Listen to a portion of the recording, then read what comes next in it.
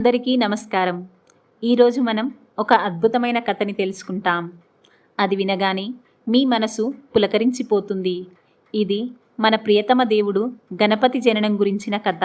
కైలాస పర్వతంపై జరిగిన ఈ కథ చాలా ఆసక్తికరమైనది. ఒకరోజు పార్వతీదేవి స్నానానికి సిద్ధమవుతున్న సమయంలో తన గుమ్మం దగ్గర కాపలా ఎవరూ లేరని గమనించింది. ఆ సమయంలో ఆమెకు ఒక అద్భుతమైన ఆలోచన వచ్చింది. తన శరీరంపై రాసుకున్న నలుగుపిండితో ఒక చిన్న బాలుణ్ణి తయారు చేసింది.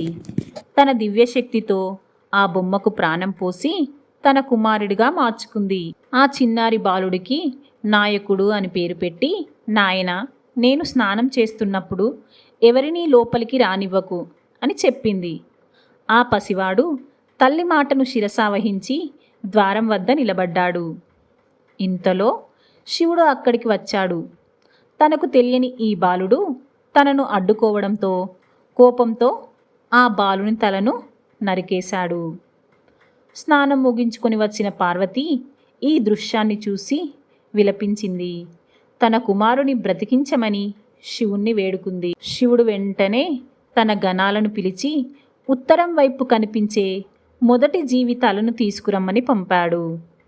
వారు తెచ్చిన ఏనుగు తలను ఆ బాలుని మొండంపై అమర్చి ప్రాణం పోశారు. అప్పటి నుండి ఆ బాలుడు గజాననుడిగా పిలువబడ్డాడు. శివుడు ఆ బాలుణ్ణి తన గణాలకు నాయకునిగా నియమించి గణపతి అనే బిరుదును ప్రసాదించాడు. ఏ కార్యమైనా ప్రారంభించే ముందు గణపతిని పూజిస్తే ఎలాంటి ఆటంకాలు ఉండవని వరమిచ్చాడు. అందుకే నేటికి మనం ప్రతి శుభకార్యాన్ని గణపతి పూజతోనే ప్రారంభిస్తాం. ప్రియమైన మిత్రులారా, ఈ విధంగా మన ప్రియతమ దేవుడు గణపతి ఆవిర్భవించిన కథను తెలుసుకున్నాం. మీకు ఈ వీడియో నచ్చితే లైక్ చేయండి, షేర్ చేయండి. ఇలాంటి మరిన్ని ఆధ్యాత్మిక కథల కోసం మా ఛానల్ని సబ్స్క్రైబ్ చేసుకోండి.